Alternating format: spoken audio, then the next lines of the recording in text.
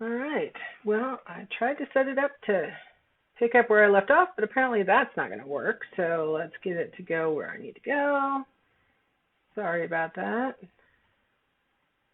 I did all sorts of clicking and all sorts of prepping, and none of it worked. Perfect. All right. So let's talk a little bit about the physiology of hunger. So I kind of already alluded to this issue of the complex relationship among what your stomach's doing, the hormones that are floating around in your blood, and then, how your brain's interpreting these cues.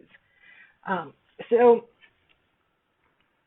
here we have an example of an experiment that a researcher named Washburn conducted, where he swallowed a balloon, always a good start, that's still attached to a little tube, and the balloon actually measures the contractions that his stomach is going through. And then at the same time, he's assessing his psychological awareness of hunger by pushing a button every time he feels hungry.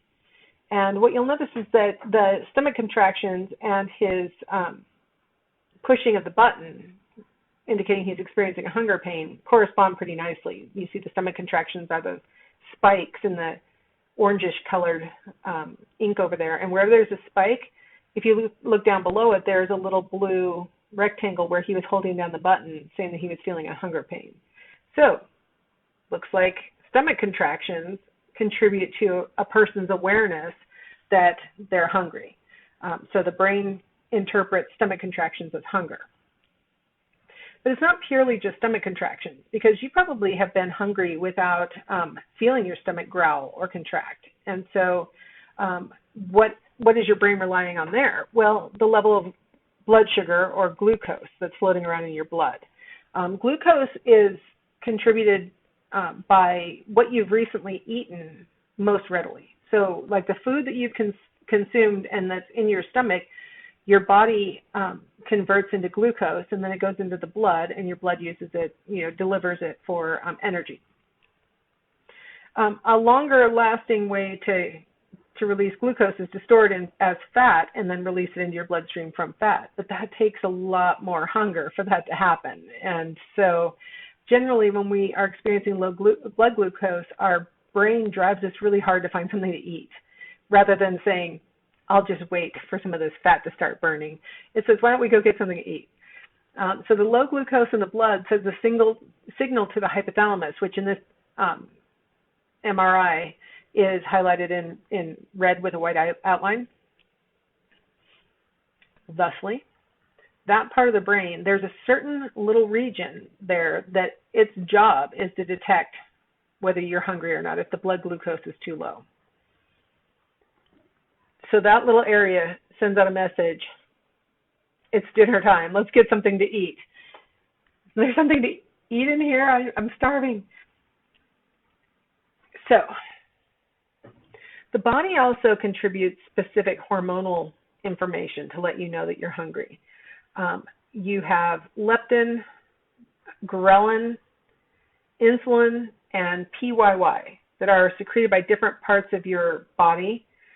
You can see the ghrelins coming out of your stomach, the insulin's coming out of your pancreas, the PYY is coming out of your intestines, and the leptin is coming out of, that's your ascending colon, but I'm not, we have to the limit of my biological knowledge there.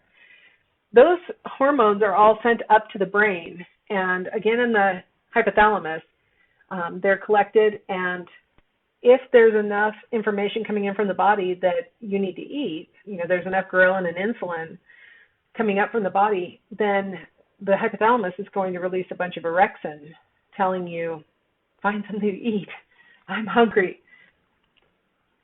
Now, leptin and PYY are the hormones that are secreted when you are full, so you don't need anything to eat. And so those things will keep you from eating once you're full. Here we have a rat who had his ability to detect leptin and PYY hindered.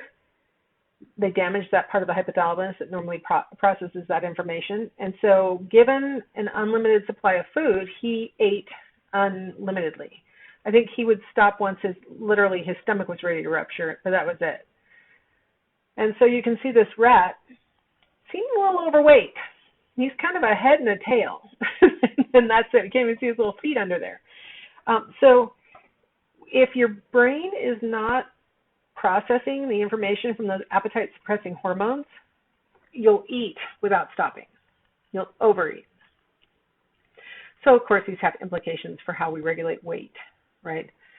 When we gain weight or we lose weight, that's going to have an impact on hunger, right? So generally, when we gain weight, our hunger should decrease. But you can actually mess up your hypothalamus's ability to detect those appetite-suppressing hormones through weight gain, and you can actually end up eating more and more. But in general, the way that you maintain your set point, your normal weight, my son used to wrestle, and the boys always use the phrase, my walking around weight. So like when I'm not trying to lose for this weekend's competition, or, just this is how much I naturally weigh. So your walking around weight is usually managed by governing your hunger, right? So if you've gained a little bit of weight, usually your brain will make you a little less hungry so that you will go back to your normal weight. If you've lost a little weight, your brain will make you eat extra so you'll catch back up and get back to your normal weight. You can kind of see basically the goal of the weight regulating system is to maintain homeostasis. Whatever your walking around weight is, whatever your set point is, your brain's going to try and manage your caloric intake so that you'll maintain that weight. So if left to its own devices, this is how it's supposed to work. But things affect your set point. As we age, our set point changes. They say that the average individual over the age of 18 will gain 1 pound per year. That your set point is designed to cause you to gain weight. Do the math. You could have some significant weight gain over adulthood if you gain just 1 pound a year from 18 on. There's also, access to food issues that can have an impact on your set point. Cultural conditions, like what's expected and things like that. What kinds of food are available? Things like that can all affect the set point. So you have some variability with the set point. But the thing that's really interesting about the set point is that it's really resistant to change. So once you've established a set point, it tends to stay there unless you spend a significant amount of time over or under eating to convince that set point that you want it to change. What about taste preferences? I was reading an article recently where the person described themselves as a picky eater. And I was thinking to myself, what constitutes a picky eater? Picky eater. Is it really the truth that you only like a limited range of things? Or is it that you really only like a limited range of the things that you've been offered? Right? Because there are a lot of foods in the world. There are a lot of things you could be eating. Maybe you're not really a picky eater. Maybe you've only been exposed to stuff you don't like. Right? So how do we develop our taste preferences? Some taste preferences are universal. There's been some demonization of I'll just say bread, but I mean really anything having to do with gluten lately has really been demonized. But over human history, this has been the one staple in every diet. Like every diet has some kind of gluten-based nutrition. I mean, so much is it like at the root of everybody's diet and livelihood that I know in English we call money bread, we call it dough. Other cultures have other gluten-based products that they call their money, but it's just such a basic component of our diet, that literally you could live on it unless you literally have a gluten resistance or intolerance. Like the vast majority of humans, you could literally live on gluten-based products. So these are things that are pretty universal. If you look around cultures all around the world, there's something with gluten in every diet, or carbohydrates at least. Let's put it that way. Every diet has carbohydrates as a lot of times the basis of their diet. Now, one of the reasons why carbohydrates are really popular, I would guess, is that they not only, satisfy dietary needs, but they also raise our levels of serotonin. We're going to talk about this a little bit more when we get into psychological disorders, but just foreshadowing, when we don't have enough serotonin in our bodies, or in our brains, I should say, it can make us feel the opposite of calm and content, right? Serotonin makes us feel calm and content. An absence or too little serotonin can make us feel anxious, can make us feel depressed. And so a lot of times when people are feeling blue, not major depression, but feeling blue, they want comfort food. And if you think about comfort food, almost everybody's idea of what comfort food is really distills down to something that's really high in carbohydrates, potato chips and bread and mashed potatoes and ice cream and chocolate, and they all are high in carbohydrates. The things that make us feel better when we're feeling a little down are things that are high in carbohydrates. So we're sort of driven towards the kinds of food items that can make us feel better, that can satisfy our dietary needs, and things like that. Other tastes are acquired taste. Now, this person's eating roasted guinea pig, and I have a sneaking suspicion that it doesn't taste that much different from things that are eaten in a more Western diet. But why would a person say, ooh, guinea pig, but then say, chicken, right? Like, why would we have that attitude? Usually through, exposure to the thing that we're talking about, right? So the things that are familiar to you tend to taste better than things that are unfamiliar. Now, I'm looking at the person stirring up the reindeer fat with berries, and if you didn't know it was reindeer fat, you probably thought, they're having some kind of fruit, yummy goodness over there, and then you see the reindeer fat, and you're like, that doesn't sound very good. Well, and that's in a large part because we don't really like to eat just fat in Western diet. The idea of just stirring fat together with berries probably sounds pretty atypical. So, although whip it up and call it whipped cream, and I might stir that together with some berries, right? So a lot of it has to do with what we are exposed to and what we're used to, and then we like it. If it's something novel and different, a lot of times we're a little shy about it. Maybe say it tastes funny, even though it really, if you had a blind taste test, it doesn't taste that different from something else that you've eaten. Sometimes you don't like the texture, right? If it's flaky or it's greasy feeling or it's got a slippery feel. Like, I just cannot get over chia seeds. That slippery, I can't do it. I can eat them while they're like completely dry, and if I swallow them quickly. But as soon as it starts to work up, if you guys have ever eaten chia seeds, it gets like that slime coating. Oh, I don't care for that texture at all. And my daughter thinks it's so good. And I'm like, where did you get a taste for slimy stuff? I never gave that to you at home. It's not familiarity. So a lot of it has to do with what you're familiar with. A lot of it has to do with the texture or the expectation and other kinds of things.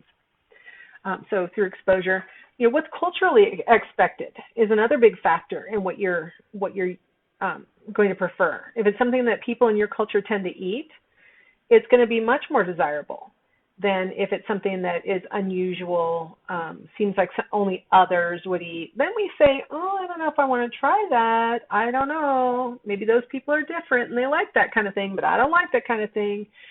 So a lot of times it's sort of cultural expectations. And then conditioning. A lot of times we've been rewarded for trying something new by it tasting good or us really liking it or other people really praising us for trying something new. And so through conditioning, maybe we're really interested in novelty and we really want to try new things. Or maybe it's conditioning through association where we've paired the food item with some kind of experience or something. And so, for example, I'll bet a lot of people in America think that popcorn goes with movies. right? Because people eat popcorn at the movies. And so even at home, people will pop up a bowl of popcorn and eat that while they watch a movie. That kind of association, right? So that it seems like the thing we're supposed to be doing. I've been trying more Middle Eastern recipes, and I was making actually a Moroccan dish, which is North Africa, but I was making a Moroccan dish that required cinnamon in with the meat. And my husband's association between cinnamon is not with meat. Cinnamon for him goes in desserts. It doesn't go on meat. And so if I ever put cinnamon in with meat, which tastes great to me, he's like, "What's in this meat? This tastes funny." And I'm like, "It has cinnamon in it." He's like, "Yeah, I don't know about cinnamon on meat." It's, the things that you're experienced with, the things that you associate together, those are the things that you're going to tend to prefer.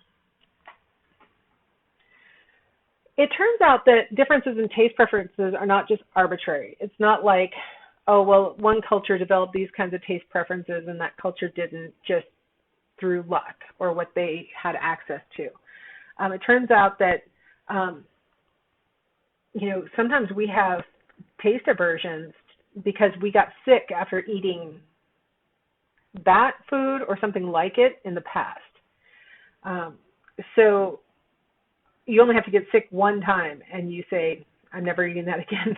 I am never eating whatever that is." And like I mentioned in the chapter on learning, it doesn't even have to be the thing that actually made you sick. It could be that you were coming down with something anyway, and it just happens to be that the last thing you ate was McDonald's, and then you're like, "Oh, McDonald's made me sick. I'm never eating it again." Even though you know cognitively that that's not what made you sick, that it just happened to be the last thing that you ate, you'll say, "I don't think I'm ever eating at McDonald's again. I'm done." I got sick after I ate it. So food aversion might be, because you actually literally got sick after eating that food, and so you don't want to eat it anymore. Climate may help to determine what kinds of food are common and then what people then prefer. So in warmer climates, you'll notice that there's a heavier usage of salt and a heavier usage of spice in foods. And that shows that, previous to refrigeration, when people were trying to preserve their foods, they oftentimes had to salt it down or they had to really heavily spice it so that it wouldn't spoil. And so they get used to eating spicy food, right? Foods with lots of spice or lots of salt. It kind of makes sense. If this is how we've always eaten. There's a fish dish from, I think it's Sweden. It might be Norway. So clearly not a warm climate, but they live on the ocean and they eat a lot of seafood, and they have a way of preserving fish that involves lots of salt in a brine, and they reconstitute it when it's time to eat it, and they have to actually soak it in water with some lye first, and then they have to get all the lye out of the water because lye is a poison, and then they have to go through all these things to get this fish back into an edible condition. And they call it lutgefish. I'm probably saying it wrong. I'm sorry if you're Norwegian or Swedish and I'm botching this whole thing. But if you are used to eating it, it actually tastes good. If you're not used to it, apparently it does not taste anything close to good. So you're using salts and spices to preserve foods kind of gets you used to having lots of salts and lots of spices. So climate may be one of the factors that help to determine what people are used to. Neophobia, that means the fear of the new, might be adaptive. If you think about our ancestors who didn't buy food at the grocery store, but had to find it out in the environment, if they were trying a new food, they had to be really, really skeptical. A new plant, let's say, they had to be really skeptical, really cautious, because it could be poisonous. I mean, there may be a reason why our ancestors weren't eating this food, so we have to be really cautious if we're going to introduce it into our diet. And so, people are very careful about eating things that are new, because maybe in our ancestral history, new was threatening, new was potentially poison, new was, things to be feared. Of course, it doesn't make as much sense today because we have got, packaged foods, and that it's food to someone, so it must be okay. but this overarching sort of skepticism about new things might have helped our species make it into modern times. All right, how much do we eat? It really depends not just on your hunger and your caloric needs, but also situational factors. Social facilitation. When we're around other people, we tend to eat more than when we're by ourselves. Now, I should really clarify that. I'm sorry, I have to go back because social facilitation tends to make you behave in ways that are consistent with what everybody else is doing. So if everybody else is drinking a lot, you may drink a lot also, because it's sort of like it's what everybody else is doing and it's facilitating that behavior for me. If everybody else is being, leaving some on their plate and, eating a smaller portion, maybe I'll eat a smaller portion because I don't want to look like I'm overeating in front of everybody. Things like that. So it could be that I overindulge because that's what everybody else is doing. It could be that I'm actually eating better than I would be if I was alone because everybody else is eating really conscientiously. So it could go either way with social facilitation. Unit bias. We tend to eat whatever is in the unit. So if you're given a little cup with 1 scoop of ice cream, you'll eat your scoop of ice cream, and believe it or not, you'll probably be satisfied with it. On the other hand, if you're given a waffle bowl with 3 scoops of ice cream, you feel like, well, this is my serving, and so you tend to eat it. I was just looking at a package of something that I thought was for one person, and it said it had 4 servings in it. I was like, holy cow. If you don't look at the back, and it was actually something I just saw at the grocery store where they have those little tiny potatoes in a plastic box that can be microwaved. You don't have to add water to it or anything. You microwave it for like 3 minutes and let it sit there for 4 or 5 minutes, and ta-da, your potatoes are cooked. I thought that was pretty interesting. But I did think it was 1 serving of potatoes, and it said it was for 4 people. So apparently I eat too many potatoes. But unit bias, if it's given to me in that plastic box and it looks like a normal amount of potatoes, I might think it's just for me, right? Because I'm going to eat the unit. And the amount of variety available. If you've ever noticed people at buffets or, maybe at a Thanksgiving feast, they take a little bit of everything, and actually the little bit of everything sums together to way more than they would eat if they were only eating one thing. Having variety makes us more likely to eat at least some of everything that's available, and so we tend to overeat. If there's less to choose from, we are more likely to just eat 1 serving.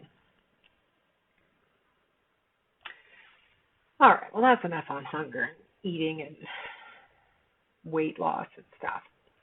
How about the need to belong? This was something that was kind of revolutionary for the 1950s humanistic psychologists to offer the idea that there are other motivations besides just the biological ones. The idea that humans are, social animals, that we need to be around other people, we need to feel like we belong to a group that's cohesive, things like that. Aristotle had mentioned that social life was a big motivation for humans. Would that be 4,000 years ago now? Adler, who was one of the followers of Freud, he said that we have a motivation to be part of a community, to feel like we are part of a group. And then some more modern people have said that we have a basic need to belong. That's the phrase that Baumeister, Leary, Maslow have used, just this overarching need to belong. So the definition of belonging is being connected to others, being part of a group or a family or a community, feeling like other people get you, that they support you, things like that. So at this point in psychology, it's kind of a given that humans are motivated by the need to belong. So it's kind of a conflict in needs that we have as humans.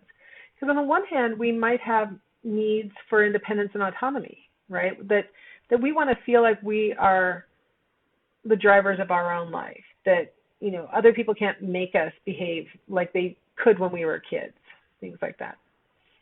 The need for self-efficacy is a powerful need, to feel like we're competent and we can do stuff.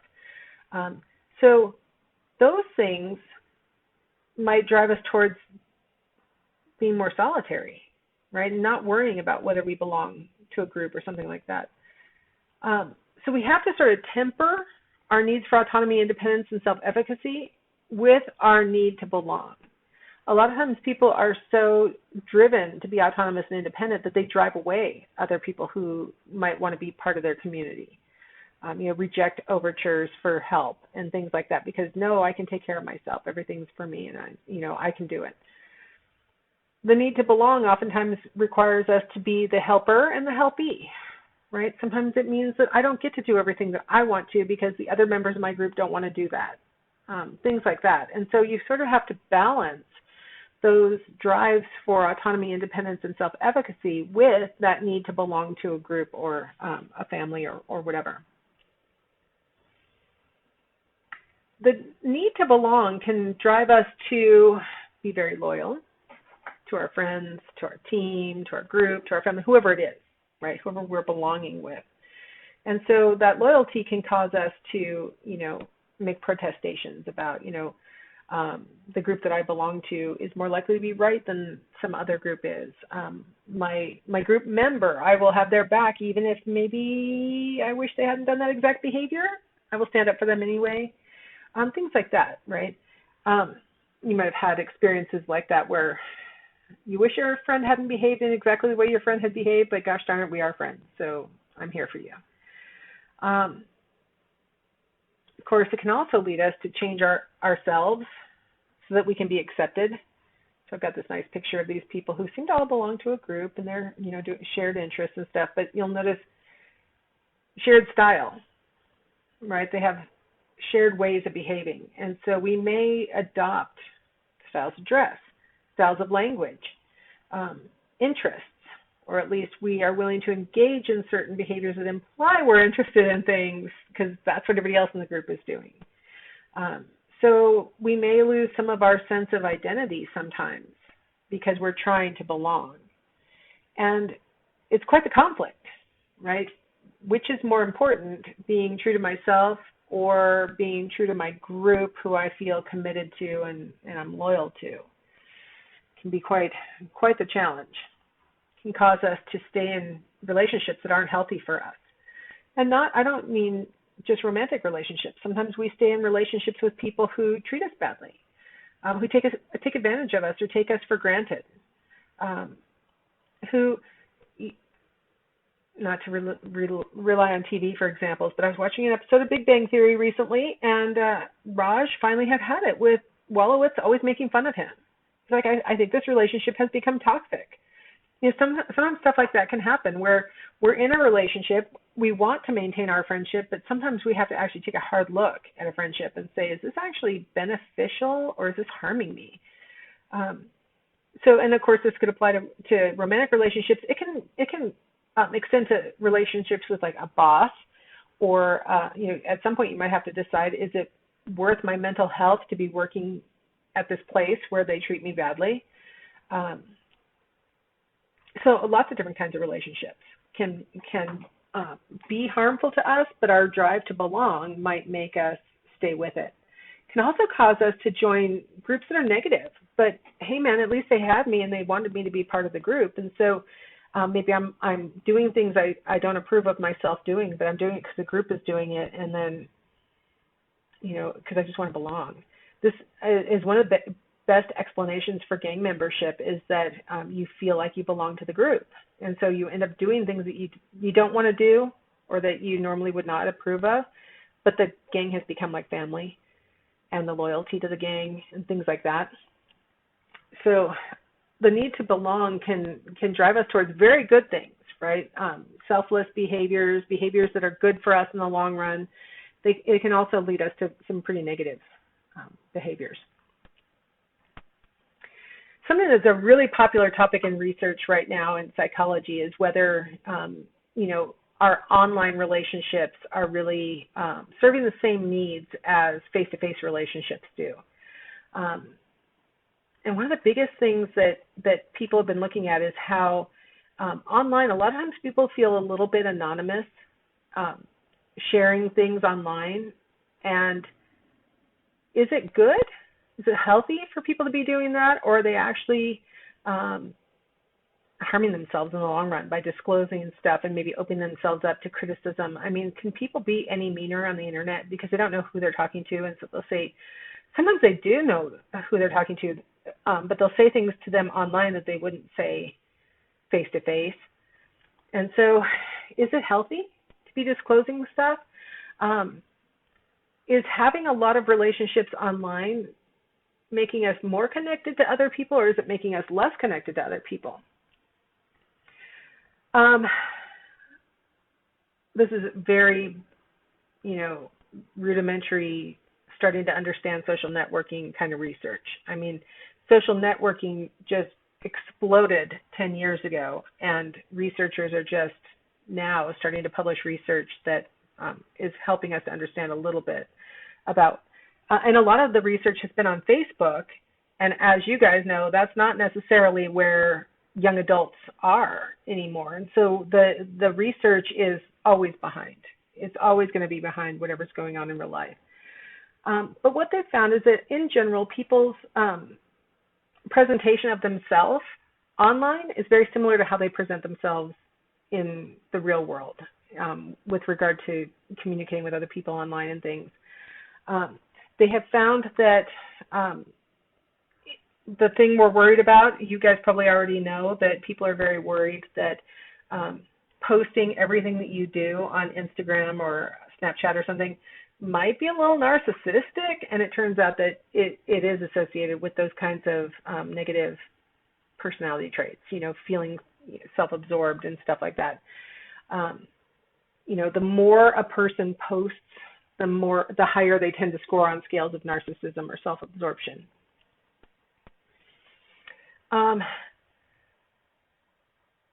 You could look at this as a positive, or you could look at this as a negative, that people online tend to connect with other people who are very similar to them. So you might say, well, that could actually be helpful if you have certain characteristics that maybe you've felt judged for in the past. You could reach out to other people who share similar characteristics and sort of be like support groups for each other, and really work through some issues. And you can imagine how this could be a positive. But you could also imagine that it puts you into sort of an echo chamber sometimes, where you start to think that the things that you're talking about with these people who share your narrow viewpoint or interest, this is the normal way to think about things, and you don't realize that the rest of the world actually is very much different from what you're being exposed to. And this could be political opinions or religious views or stylistic or anything, right? If you're only talking to other people who already agree with what you agree with, there's no room for growth or empathy or other things that usually come from coming into contact with people who don't agree with you.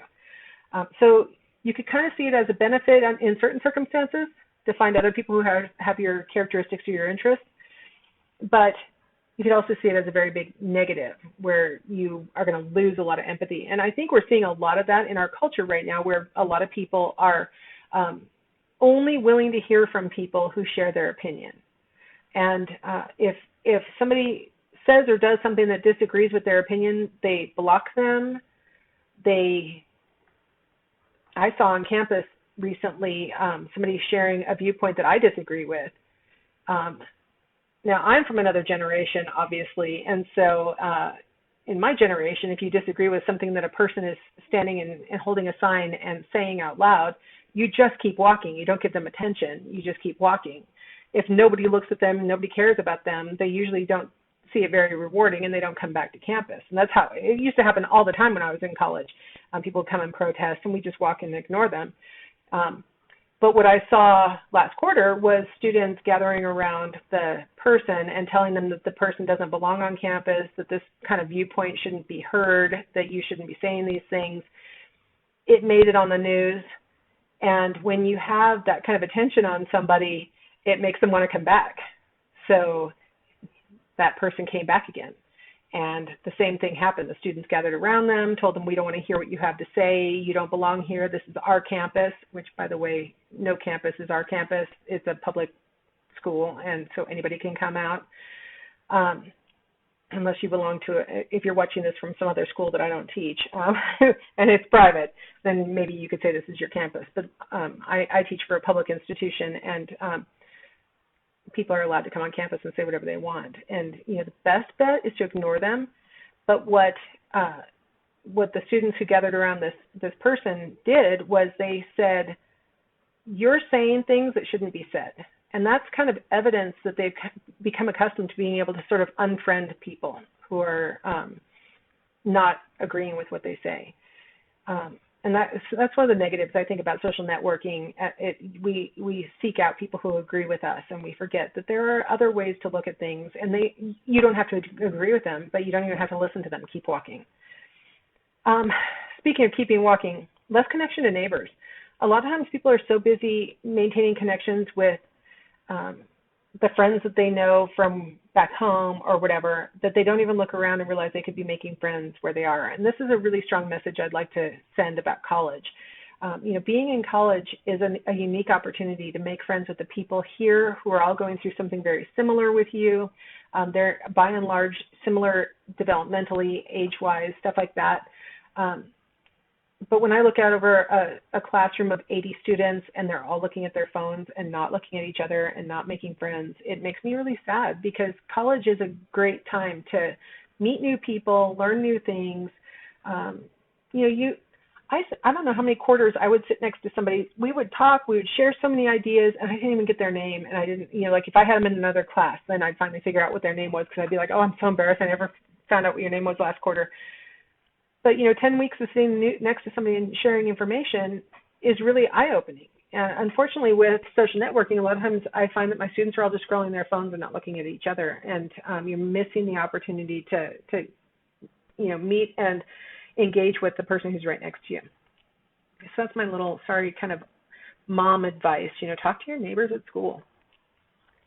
My last topic I wanted to cover in this section is achievement motivation. This is the desire for significant accomplishment. And this idea as a motivation was introduced by a guy named Murray back in the 1940s. And it was, again, this deviation away from biological motivations being the only things that drive us. And he made the argument that there are some people who are higher in the need for achievement than other people. There's actually even a test that you can take to find out if you're high in the need for achievement or low in the need for achievement. What researchers have found is that people who tend to score higher on the need for achievement scale tend to prefer tasks that require skill and effort and that carry a risk of failure.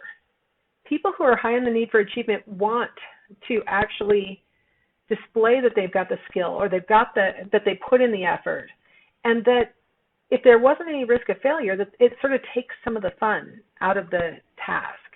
So people who are in the high in the need for achievement are the kinds of people who actually want to do challenging things.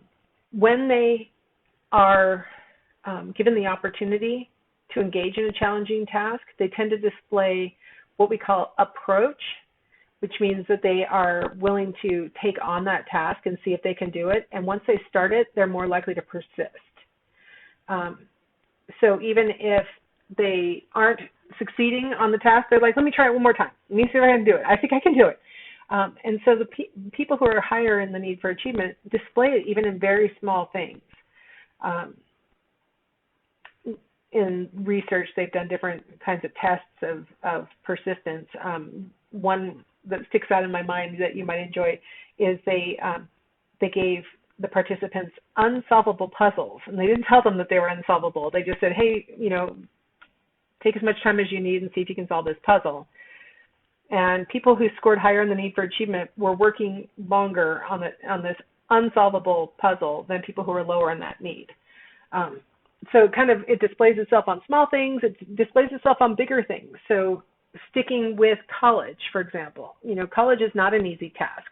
2/3 of people who start college never finish. So those, third who stick it out and finish are probably higher in the need for achievement than the people who along the way have decided it's just not worth it. And college is a great example because it requires some skill and effort.